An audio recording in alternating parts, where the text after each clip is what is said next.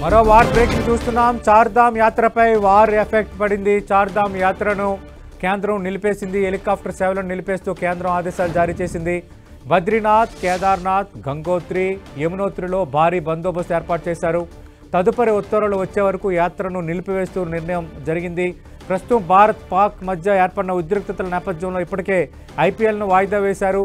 అత్యంత కీలకమైన అత్యంత పేరు కలిగిన చార్ధామ్ యాత్ర కూడా అటు భారత ప్రభుత్వం బ్రేక్ వేసింది. ప్రస్తుతం ఉన్న పరిస్థితుల నేపథ్యంలో చార్ధామ్ యాత్రను కొనసాగిస్తే ఖచ్చితంగా అంత శ్రేయస్కరం కాదన్న భావనకు వచ్చింది. ఎందుకంటే ఎల్ఓసి వెంబడి అలాగే సరిహద్దు గ్రామాలు సరిహద్దు ప్రాంతాలపై పాకిస్తాన్ కంటిన్యూగా షెల్లింగ్ చేస్తున్న నేపథ్యంలో ఖచ్చితంగా చార్ధామ్ కానీ మిగతా ప్రాంతాలు కొంత సరిహద్దులకు సమీపంలో ఉన్న ప్రాంతాలు కావడంతో భారత ప్రభుత్వం ఈ చర్య తీసుకుంది.